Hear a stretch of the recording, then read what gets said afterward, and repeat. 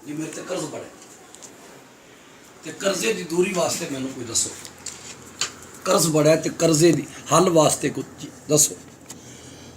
आपने फरमाया अज भी फतावा रजविया के आपका जवाब लिखे इमाम अहमद रजा खान आपने फरमाया भी शाह की नमाज तो बाद नंगे सिर ऐसी जगह ते खलो जिथे तेरे सिर के उत्ते ना छत हो ना दरख्त हो ना साहिबान हो ना तंबू हो ना खैमा हो, यानी आसमान तक कोई चीज़ ना हो, तेरा सर भी नंगा हो। 500 मरतबा या मुसब्बिब अल असबाब या मुसब्बिब अल असबाब 500 मरतबा पढ़ना है। पैर नहीं हिलाने, एक जगह ते पढ़ना खलो के 500 मरतबा पढ़ना है। अव्वल आखिर दरूद शरीफ पढ़ लो 11 मरतबा, उतों ही सजदे च पैना जो मुकम्मल हो जाए वजीफा। पैर नहीं हिलाने, उतों ही सजदे च पैना है। दोवां जहानां दी जिहड़ी नेमत भी बंदा मंगेगा अल्लाह करीम देगा। 500 मरतबा या मुसब्बिब अल असबाब, ए असबाब पैदा करने वाले। हुण जिहड़े बंदे नूं अपने काम दे हल होने दे नतीजे नज़र नहीं आउंदे, रब करीम उहदे भी असबाब पैदा कर दिंदा। अल्लाह करीम उहदे भी असबाब पैदा कर दिंदा और ऐसे ऐसे असबाब पैदा करता है, ऐसे ऐसे जिवें हज़रत हसन बसरी मौला अली दे मुरीद ने जी। हसन बसरी मौला अली दे मुरीद ने, औलिया कराम दे विचों जिन्ने सिलसिले ने जो शजरे पढ़ते हैं ना, हसन बसरी के जरिए मौला अली तक पहुँचते। हसन बसरी के जरिए हज़रत हसन बसरी दरियाए दजला थे करीब आपका घर से, दरिया च नहान गए। कीमती कुबा कोट नमाज दौर च होंदी सी जिवें जुब्बा अरबी पहनते जी। वो कुबा दियां जेबां विच दिरमो दिनार भी सन, कीमती चीज़ां भी सन। वो दीवार ते रख गए तो जेबां वाली साइड गली वाले पासे, बाजार वाले पासे, गुजरगाह वाले पासे उत्थे रख के आप नहान चले गए। नहा के चादर लपेट के आस्ता आस्ता अल्लाह करीम के जिक्र च आ रहे। हज़रत हबीब अजमी आपके मुरीद ने, वो मिलना आए लेकिन दरवाज़ा बंद है। कुबा दीवार ते पई, हथ लाया तो पैसों हथ लग्या, पैसे भी विच उदों कागज़ तो नहीं सन होंदे, सिक्के होंदे सन जी, पैसे भी। कहने किड्डी गफलत की है मेरे मुर्शद पाक ने। लो राह वगदा उत्थे मकान तो दीवार के उत्ते रख दी कुबा तो पैसों वाली साइड भी बाहर वाले पासे शाउंदे। तो फिर मैं पूछना आए हबीब अजमी ने पहला सवाल किया, जनाब इन्ने सारे पैसे तो ए कमीज ए किदे हवाले करके गए हो, किदे सहारे किदे भरोसे छड़ के गए हो? आपने फरमाया उहदे भरोसे छड़ के गया जिन्हें रखवाली ली तेनों बर वक्त भेज दिता। सुभान अल्लाह, अल्लाह अल्लाह। जिन्हें बर वक्त रखवाली ली तेनों भेज दिता ना, रखवाली की है ना, वो सुपुर्द करके गया। जदों इन्ने ईमान बंदियां दे मजबूत होंदे ने ते रब्बुल आलमीन फिर अजीबो गरीब हैरान कुल तरीक़े नाल मदद फरमांदा है बंदियां। जिथे उम्मीदां खत्म हो जांदियां ने, जिथे जाके आरज़ूआं खत्म हो जांदियां, जिथे जाके बंदियां दे इरादे मुक जांदे ने, सोचां खत्म हो जांदियां ने, फिक्रां दम तोड़ जांदियां, अल्लाह करीम की रहमत उत्थे भी सहारा दे दी। लिहाजा ये नीयत करके 500 मरतबा या मुसब्बिब अल असबाब नंगे सिर पढ़ना है। तो नंगे सिर पढ़न लगे नीयत करनी है कि मौला वेख लै मेरा सिर नंगा हो गया है।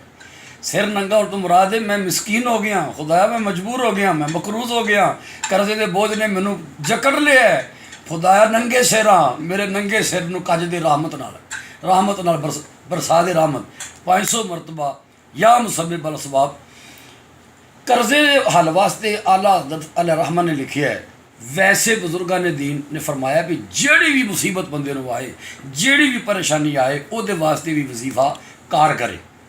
तो दूसरे जो अल्लाहुम्मा या बदी अल अजाइब बिल खैर, ये तो बंदा जिस वेले भी इस नीयत नाल पढ़े ना कि मेरा रब करीम इन्नियां अजीम कुदरतां दा मालिक है कि वह हैरान कुल तरीके नाल कामयाबियां दे दिंदा, हैरान कुल तरीके नाल कामयाबियां दे दिंदा। मेरा रब करीम इन्ना मेहरबान है, इतना मेहरबान है, इतना मेहरबान है कि वह बंदे की हिफाजत उहदे ईमान की, उहदे माल की, उहदे असबाब की वो भी फरमा दिंदा है, उहदियां ज़रूरतां भी पूरी कर दिंदा है, पता भी नहीं चलन दिंदा। हज़रत इमाम जलालुद्दीन सयूती फरमाते ने बादशाह सी एक, उहदा दोस्त सी, ਤੇ ਉਸ ਬਾਦਸ਼ਾਹ ਨੂੰ ਸਫੇਦ ਰੰਗ ਦੇ ਇੱਕ ਹੀਰੇ ਦੀ ਜ਼ਰੂਰਤ ਸੀ, ਖਾਸ ਮੋਤੀ ਸਫੇਦ ਰੰਗ ਦਾ, ਦੁਧੀਆ ਰੰਗ ਦਾ, ਜਿਹੜਾ ਦੁਨੀਆ ਵਿੱਚੋਂ ਕਿਧਰੇ ਕਿਧਰੇ ਮਿਲਦਾ ਸੀ। ਬਾਦਸ਼ਾਹ ਨੇ ਕਿਹਾ ਜੀ ਉਹ ਮੋਤੀ ਮੈਨੂੰ ਲਿਆ ਕੇ ਦਿਓ।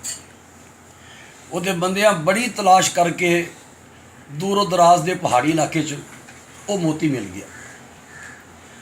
ਬਾਦਸ਼ਾਹ ਨੇ ਆਪਣੇ ਖਾਸ ਦੋਸਤ ਨੂੰ ਕਿਹਾ, ਲੈ ਵੀ ਤੂੰ ਸਾਂਭ ਕੇ ਰੱਖ, ਮੈਨੂੰ ਜਦੋਂ ਜ਼ਰੂਰਤ ਪਈ ਮੈਂ ਤੇਰੇ ਕੋਲ ਲੈ ਲਾਂਗਾ। ਤੇ ਵੇਖ ਲੈ ਦੋਸਤ ਨੇ ਤੇਰੇ 'ਤੇ ਇਤਮਾਦ ਕੀਤਾ, ਮੈਂ ਸ਼ਾਹੀ ਖਜ਼ਾਨੇ ਨੂੰ ਇਸ ਕਾਬਲ ਨਹੀਂ ਸਮਝਿਆ ਕਿ ਮੋਤੀ ਉੱਤੇ ਰੱਖਾਂ, ਕਿਹਨੂੰ ਦਿੱਤਾ, ਤੂੰ ਲੈ ਜਾ। ਉਹ ਬੰਦਾ ਆਇਆ ਘਰ ਆ ਕੇ ਸੋਚਿਆ ਕਿੱਥੇ ਰੱਖਾਂ, ਏਡਾ ਇਤਮਾਦ ਕੀਤਾ ਮੇਰੇ 'ਤੇ ਬਾਦਸ਼ਾਹ ਨੇ, ਤੇ ਮੈਂ ਇਹਨੂੰ ਕਿੱਥੇ ਰੱਖਾਂ। ਸੋਚਿਆ ਬੱਚੇ ਬੀਵੀ ਸੋ ਜਾਣਗੇ ਤੇ ਫਿਰ ਰੱਖਣਾ। ਬੱਚੇ ਬੀਵੀ ਸੋ ਗਏ, ਉਹਨੇ ਘਰ ਦੇ ਵਿਹੜੇ ਦੇ ਵਿੱਚ ਸੇਹਨ 'ਚ ਜ਼ਮੀਨ ਪੁੱਟੀ, ਮਿੱਟੀ ਦੇ ਥੱਲੇ ਉਹਨੂੰ ਰੱਖਿਆ, ਉੱਤੇ ਮਿੱਟੀ ਲਾ ਕੇ ਬਰਾਬਰ ਕਰ ਦਿੱਤਾ ਤਾਂ ਕਿ ਜਦੋਂ ਜ਼ਰੂਰਤ ਪਏਗੀ ਉੱਥੋਂ ਕੱਢ ਕੇ ਦੇ ਜਾਣਗੇ। ਕੁਛ ਮਹੀਨੇ ਗੁਜ਼ਰੇ, ਉਹ ਸਫ਼ਰ 'ਤੇ ਗਿਆ, ਵਾਪਸ ਆਇਆ ਤਾਂ ਉਹਦੇ ਬੱਚੇ ਮਿੱਟੀ ਪੁੱਟ ਕੇ ਖੇਲਣ ਰਹੇ ਨੇ, ਤੇ ਉਹ ਖੇਲ ਵਿੱਚ ਉਹ ਮੋਤੀ ਬੱਚਿਆਂ ਨੇ ਤੋੜ ਦਿੱਤਾ, 2 ਟੁਕੜੇ ਹੋ ਗਏ। ਉਹਨੇ ਵੇਖਿਆ ਤੇ ਪਰੇਸ਼ਾਨ ਹੋ ਗਿਆ। ਸ਼ਰਹ ਸਦੂਰ ਵਿੱਚ ਵਾਕਿਆ ਇਮਾਮ ਸਿਯੂਤੀ ਲਿਖਦੇ। ਉਹ ਪਰੇਸ਼ਾਨ ਹੋ ਗਿਆ, ਹੁਣ ਕੀ ਕਰਾਂ। ਦੋਸਤਾਂ ਨਾਲ ਮਸ਼ਵਰਾ ਕੀਤਾ, ਉਹਨੇ ਕਿਹਾ ਜੇ ਬਾਦਸ਼ਾਹ ਨੇ ਮੇਰੇ ਕੋਲ ਮੰਗਿਆ ਤੇ ਫਿਰ ਕੀ ਬਣੇਗਾ। ਐਨ ਉਸ ਵਕਤ ਸੁਨਾ ਆ ਗਿਆ ਬਾਦਸ਼ਾਹ ਦਾ, ਮੇਰੀ ਗੱਲ ਸੁਣ ਗਿਆ, ਤੇ ਵਿੱਚੋਂ ਡਰਦਾ ਕਿ ਕਿਤੇ ਮੋਤੀ ਦੀ ਗੱਲ ਨਾ ਕਰੇ। ਬਾਦਸ਼ਾਹ ਸਲਾਮ ਨੂੰ ਕਿਹਾ ਜੀ ਹੁਕਮ ਕਰੋ। ਉਹਨੇ ਕਿਹਾ ਜਨਾਬ ਉਹ ਮੋਤੀ ਚਾਹੀਦਾ, ਲੈ ਕੇ ਆਓ। ਕਹਿੰਦਾ ਜੀ ਠੀਕ ਹੈ। ਘਰ ਆਇਆ, ਬੀਵੀ ਨੂੰ ਕਹਿੰਦਾ ਜ਼ਰੂਰੀ ਸਮਾਨ ਜਿਹੜਾ ਨਾ ਉਹ ਬੰਨ੍ਹ ਲਓ, ਜ਼ਰੂਰੀ ਸਮਾਨ ਜਿਸ ਤੋਂ ਬਗੈਰ ਗੁਜ਼ਾਰਾ ਨਹੀਂ, ਉਹ ਲੈ ਕੇ ਤੁਰ ਜਾਂਦੇ ਆ। ਘਰ ਵੀ ਛੱਡਿਆ, ਸਮਾਨ ਵੀ ਛੱਡਿਆ, ਚਾਰਪਾਈਆਂ ਛੱਡੀਆਂ, ਬਿਸਤਰੇ ਛੱਡੇ, ਸਭ ਬੱਚਿਆਂ ਨੂੰ ਤਿਆਰ ਕਰ ਤੇ ਜ਼ਰੂਰੀ ਸਮਾਨ ਰੱਖ ਲੈਣਾ। ਅੱਜ ਰਾਤ ਨੂੰ ਪਿਛਲੇ ਪਹਿਰੇ ਅਸੀਂ ਇਹ ਦੇਸ਼, ਇਹ ਪਿੰਡ, ਇਹ ਸ਼ਹਿਰ ਹਮੇਸ਼ਾ ਲਈ ਛੱਡ ਕੇ ਜਾ ਰਹੇ। ਕਿੱਥੇ ਜਾਏਗਾ? ਇੰਨੀ ਦੂਰ ਜਾਵਾਂਗਾ ਜੋ ਇਸ ਬਾਦਸ਼ਾਹ ਦੀ ਸਲਤਨਤ ਤੋਂ ਬਾਹਰ ਹੋਵੇ।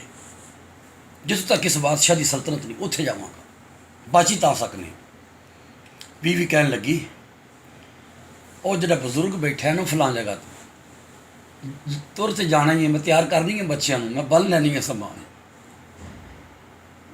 ਤੂੰ ਇੱਕ ਵਾਰੀ ਉਹ ਅੱਲਾ ਦੇ ਬੰਦੇ ਨੂੰ ਮਿਲਿਆ, ਉਹਦੇ ਕੋਲ ਗਿਆ ਤੇ ਕਿੱਧਰ ਆਉਣਾ, ਤੇਰਾ ਚਿਹਰਾ ਉਤਰਿਆ। ਉਹਨੇ ਕਿਹਾ ਜਨਾਬ ਇਹ ਮਾਮਲਾ ਹੋਇਆ ਜੇ, ਮੇਰੀ ਜ਼ਿੰਦਗੀ ਮੌਤ ਦਾ ਮਸਲਾ ਜੇ, ਅੱਜ ਮੈਂ ਛੋੜ ਕੇ ਇਹ ਇਲਾਕਾ ਹਮੇਸ਼ਾ ਨਹੀਂ ਜਾ ਰਿਹਾ। ਕਿੱਥੇ ਜਾ ਰਹੇ? ਉਹਨੇ ਕਿਹਾ ਇਹ ਵੀ ਨਹੀਂ ਪਤਾ, ਮੰਜ਼ਿਲ ਕਿੱਥੇ ਇਹ ਵੀ ਨਹੀਂ ਪਤਾ, ਸਿਰਫ ਇਸ ਬਾਦਸ਼ਾਹ ਦੀ ਸਲਤਨਤ ਤੋਂ ਨਿਕਲਣਾ, ਤੁਰ ਜਾਣਾ ਹੈ। 1000 ਮੀਲ ਸਫ਼ਰ ਜਿੱਥੇ ਵੀ ਕਰਨਾ ਪਿਆ ਤੁਰ ਜਾਣਾ। ਅੱਜ ਰਾਤ ਮੈਨੂੰ ਤੁਰ ਚੱਲੇ। ਮਸਲਾ ਕੀ ਹੋਇਆ? ਇਹ ਮਸਲਾ ਹੋਇਆ, ਮੋਤੀ ਟੁੱਟ ਗਿਆ, 2 ਟੁਕੜੇ ਹੋ ਗਏ ਮੇਰੇ ਬੱਚਿਆਂ ਕੋਲੋਂ, ਤੇ ਬਾਦਸ਼ਾਹ ਨੇ ਮੇਰੇ ਘਰ ਨੂੰ ਆਪਣੇ ਸ਼ਾਹੀ ਖਜ਼ਾਨਿਆਂ ਤੋਂ ਬਹੁਤਾ ਮਹਿਫੂਜ਼ ਸਮਝ ਕੇ ਮੇਰੇ ਹਵਾਲੇ ਕੀਤਾ। ਉਸ ਅੱਲਾ ਦੇ ਵਲੀ ਨੇ ਚੰਦ ਲਮੇ ਅੱਖਾਂ ਬੰਦ ਕੀਤੀਆਂ, ਉਹਨੂੰ ਫਰਮਾਇਆ ਘਬਰਾ ਨਾ, ਸੋਹਣੇ ਅੱਲਾ ਕਰੀਮ ਦਾ ਇੱਕ ਨਾਮ ਹੈ ਲਤੀਫ। ਲਤੀਫ ਦਾ ਮਾਨ ਹੈ ਖੁਫੀਆ ਮਿਹਰਬਾਨੀ ਕਰਨੇ ਵਾਲਾ। ਤੂੰ ਘਰ ਜਾ ਕੇ ਨਾ ਤੇ ਉਹਦੀ ਬਾਰਗਾਹ 'ਚ ਇਹ ਵਜ਼ੀਫਾ ਪਰ ਅੱਲਾਹੁਮਾ ਯਾ ਲਤੀਫੋ ਯਾ ਲਤੀਫੋ ਯਾ ਲਤੀਫੋ ਯਾ ਲਤੀਫ, ਇਹ ਪੜ੍ਹ ਜਾ ਕੇ। ਉਹਨੇ ਕਿਹਾ ਜੀ ਫਿਰ ਕੀ ਹੋਏਗਾ? ਉਹਨੇ ਕਿਹਾ ਫਿਰ ਵੇਖੀ ਕੀ ਹੋਏਗਾ, ਪੜ੍ਹ ਜਾ ਕੇ। ਉਹ ਘਰ ਜਾ ਕੇ ਪੜ੍ਹਨ ਲੱਗ ਪਿਆ। ਦੁੱਖਾਂ ਵਾਲਿਆਂ ਨੂੰ ਨੀਂਦ ਕਿੱਥੇ ਆਉਂਦੀ, ਬੈਠਾ ਪੜ੍ਹਦਾ ਰਿਹਾ, ਦਿਨ ਚੜ੍ਹ ਗਿਆ। ਸੁਬਹ ਦਸਤਕ ਹੋਈ ਦਰਵਾਜ਼ੇ 'ਤੇ, ਖੋਲ੍ਹਿਆ ਤੇ ਬਾਦਸ਼ਾਹ ਦਾ ਬੰਦਾ ਖੜਾ ਹੈ। ਸਿਆਣ ਲਿਆ ਤੇ ਸ਼ਾਹੀ ਦਰਬਾਰ 'ਚੋਂ ਆਇਆ। ਕਹਿਣ ਲੱਗਾ ਜੀ ਬਾਦਸ਼ਾਹ ਸਲਾਮਤ ਕਹਿੰਦੇ ਨੇ ਉਹ ਮੋਤੀ ਲੈ ਕੇ ਆ। ਕੰਬ ਗਿਆ ਤੇ ਉਹ ਬੰਦਾ ਕਹਿੰਦਾ ਜਨਾਬ ਉਹ ਬਾਦਸ਼ਾਹ ਜੀ ਦੂਸਰੀ ਗੱਲ ਵੀ ਸੁਣ ਲਓ। ਕੀ ਕਿਆ? ਬਾਦਸ਼ਾਹ ਕਹਿੰਦਾ ਉਹ ਮੋਤੀ ਸਲਾਮਤ ਨਾ ਲੈ ਕੇ ਆਈ, 2 ਟੁਕੜੇ ਲੈ ਕੇ ਆਈ ਕਰਕੇ। ਮੈਨੂੰ ਅੰਦਰੂਨੀ ਜਿਗਰ ਦੀ ਤਕਲੀਫ ਹੋਈ ਹੈ ਤੇ ਮੇਰੇ ਸ਼ਾਹੀ ਤਬੀਬ ਨੇ ਕਿਹਾ ਉਹ ਮੋਤੀ ਜਿਹੜਾ ਚਿੱਟੇ ਰੰਗ ਦਾ ਸੀ ਉਹਨੂੰ ਤੋੜ ਕੇ 2 ਟੁਕੜੇ ਕਰਕੇ ਮਿੱਟੀ ਦੇ ਪਿਆਲੇ 'ਚ ਪਾਣੀ ਡੁਬੋ ਕੇ, ਉਹ ਟੁਕੜੇ ਡੁਬੋ ਕੇ ਫਿਰ ਪਾਣੀ ਪੀਣਾ। ਤੇ ਬਾਦਸ਼ਾਹ ਕਹਿੰਦਾ ਮੋਤੀ ਸਲਾਮਤ ਨਾ ਲੈ, 2 ਟੁਕੜੇ ਕਰਕੇ ਲੈ। ਸੁਭਾਨ ਅੱਲਾਹ, ਸੁਭਾਨ ਅੱਲਾਹ, ਕੀ ਬਾਤ। 2 ਟੁਕੜੇ ਹੋਏ ਸਨ। अल्लाह करीम दा नाम, सच्चे अल्लाह दा नाम लतीफ। सब आखो या लतीफ हो, या लतीफ हो, या लतीफ हो, या लतीफ हो, या लतीफ हो, या लतीफ हो। सदके जावां। इन्ना करीम है साडा रब, एडा मेहरबान है साडा रब, इन्नियां मेहरबानियां करने वाला साडा रब। जिथे कोई साथ ना दे, जिथे कोई खबर ना ले, उत्थे भी खुफिया मेहरबानी फरमा दे। ये वजीफा सानू सब नूं दोहराना चाहिए, हर वेले दोहराना चाहिए। अल्लाहुम्मा या लतीफ हो। साहब दलालुल खराज शरीफ,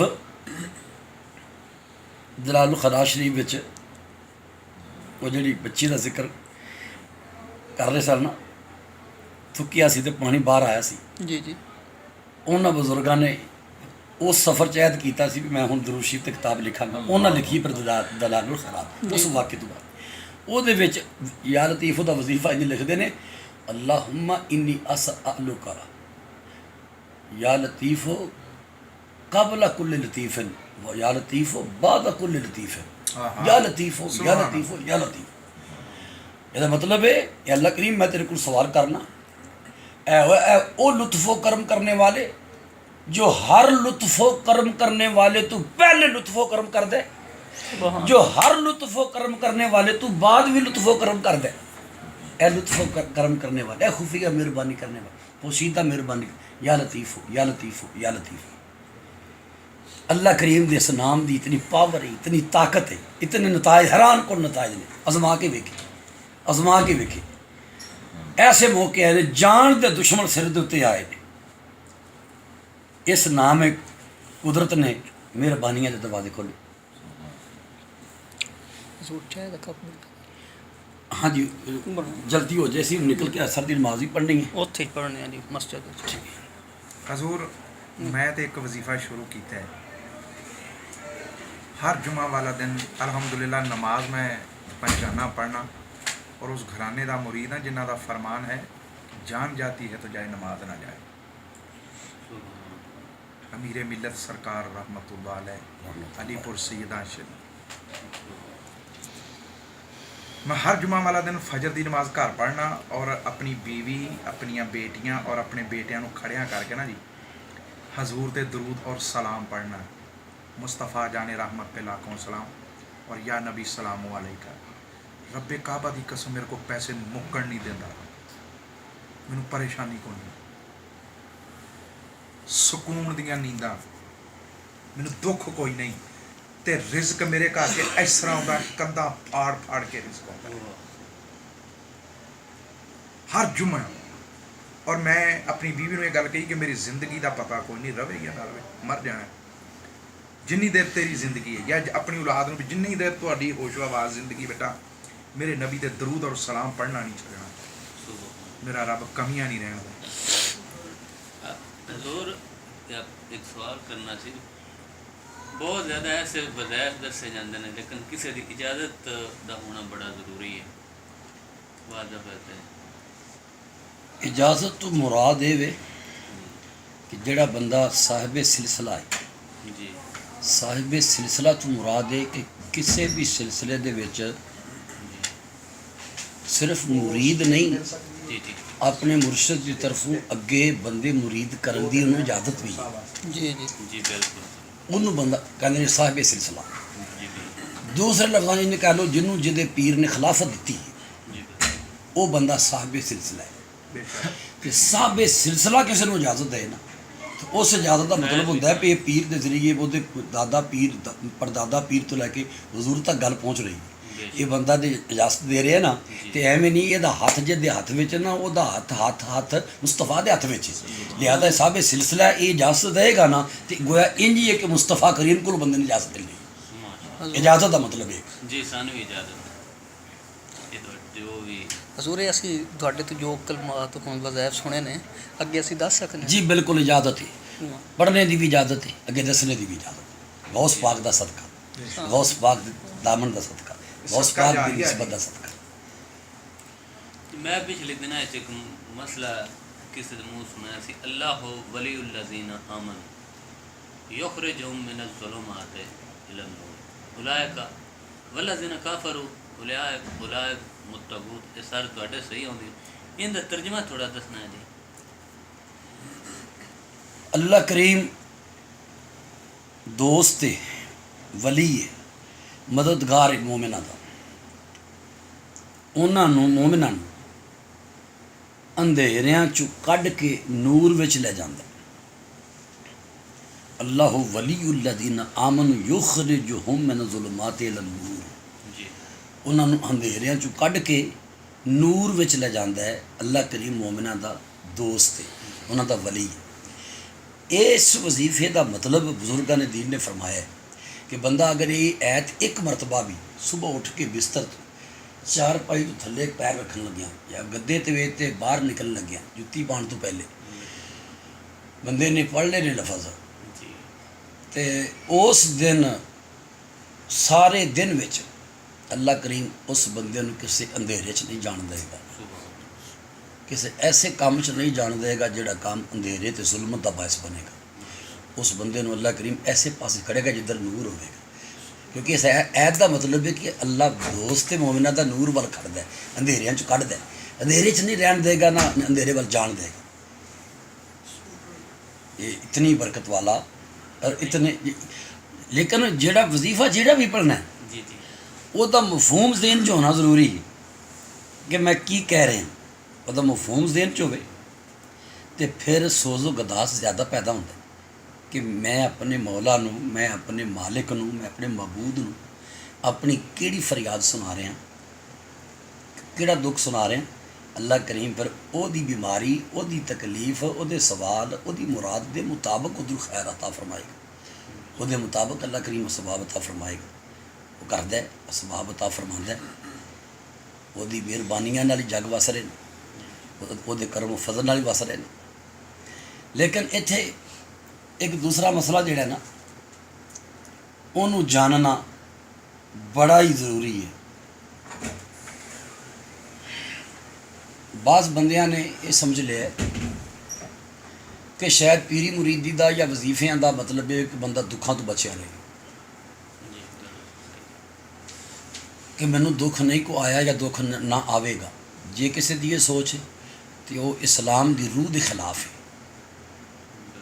इस्लाम की रूह के खिलाफ है सोच। हदीस पाक च एक बंदा हुजूर सैयद आलम सल्लल्लाहु अलैहि वाला आबाइही वालिही वसहबी वसल्लम के कोल आया। उन्हें आके गल की कि दा मतलब ये सी कि मैनू कभी बुखार नहीं होया। फिर उन्हें जी गल की उसका मतलब सी कि मैनू कभी कोई बीमारी नहीं लगी, कोई तकलीफ नहीं आई, कोई फाका नहीं आया, कोई भुख नहीं आई, कोई दुख नहीं आया।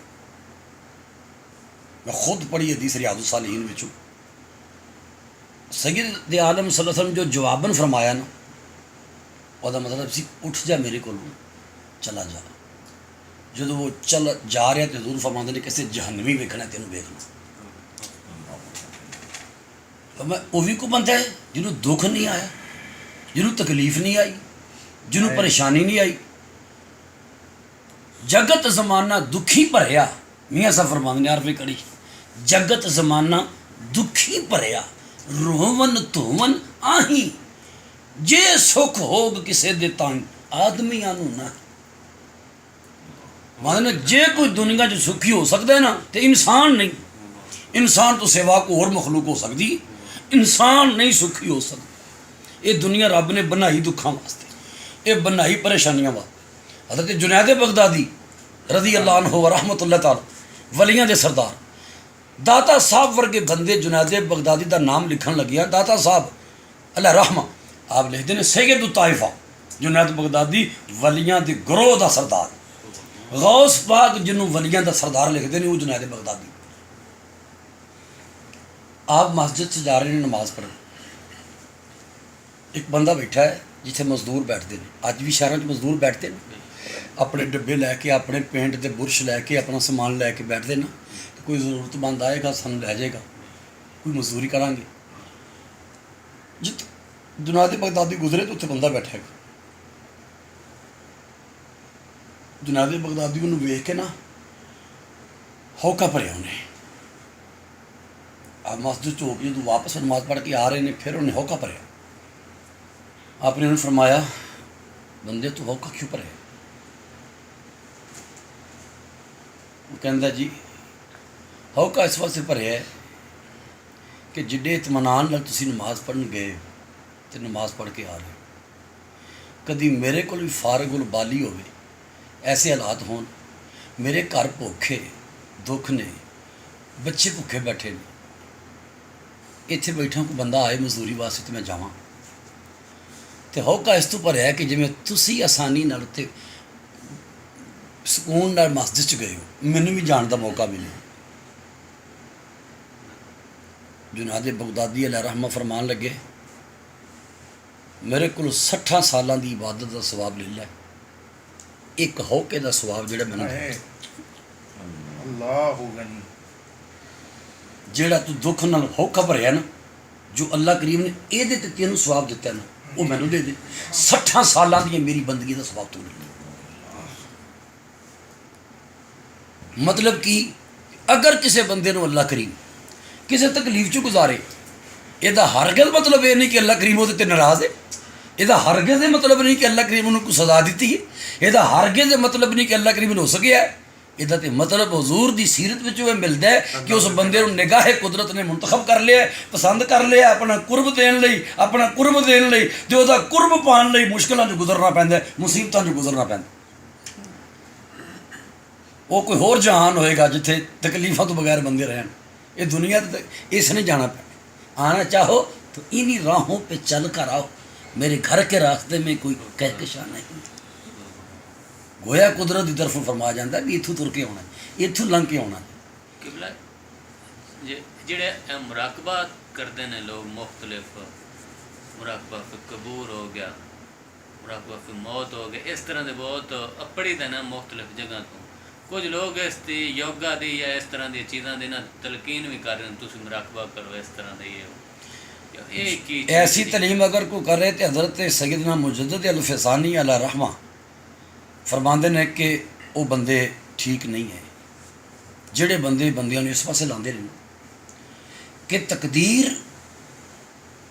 तू आगाही हासिल करने की गल करना या दावा करना या सिर झुका के ते मुरीदां नूं या आने वालियां नूं ये ज़ाहिर करना कि मैं सिर झुका के जिहड़ा मुराकबा कीता है मैं तेरी तकदीर वेख लई है मैं तेरा अंजाम वेख लिया जे कोई तसव्वुर देना चाहता है तो बंदा काफिर हो गया दीन चो दूर हो गया रब करीम का मुजरिम हो गया बागी हो गया उन्होंने शरीयत का पता ही नहीं उन्होंने मुस्तफा के तरीके का पता ही नहीं वो जाहिल आदमी उन्होंने की खबर दीन किनू कहते तकदीर तो दसरस की दावा करता पाया तकदीर तो वाकफी है सफर दे रहा बंदे ये तो असर दे रहा कि मैं सिर झुका के तो मैं बंदे तेरी तकदीर देख ली अंजाम वेख लिया ये तो कुफरिया कीदा रब्बुल आलमीन ने अपने नबियां वो भी नबियां विचों यजतबी मिन रुसुलिही नबियां तो जिन्होंने चाहे चुन लैंदा है गैब वास्ते जिन्होंने चाहे चुन लैंदा है इतने नबियां के बारे में भी कुल्ली इलम नहीं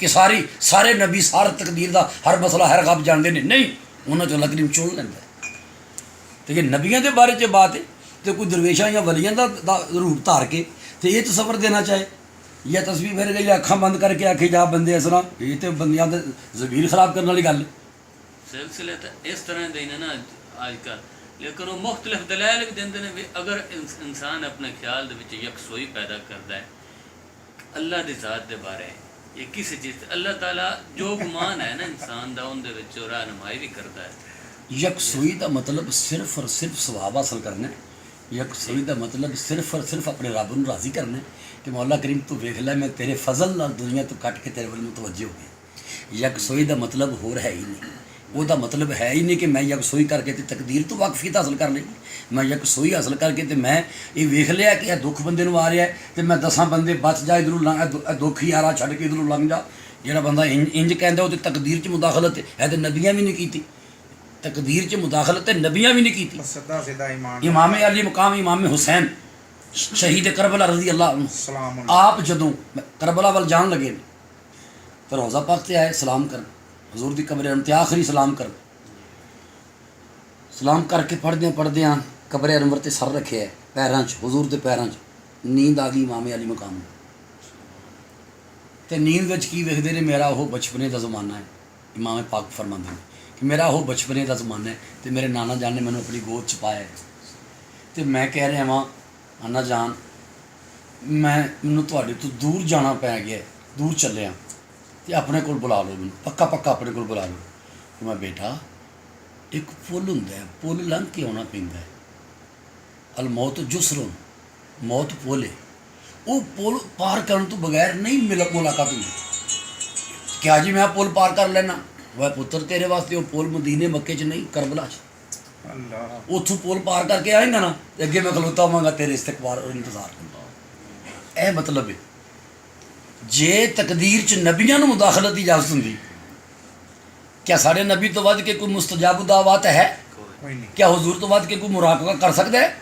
हुजूर ने एक बार भी नहीं किया अल्लाह करीम मेरा शहजादा है, मेरा नवासा है, मेरी प्यारी बेटी का प्यारा बेटा है, तो एडे बड़े इम्तिहान, एडा वड्डा सफ़र, बच्चियां रुल जाएंगियां, बच्चे रुल जाएंगे, खुदाया तू टाल दे।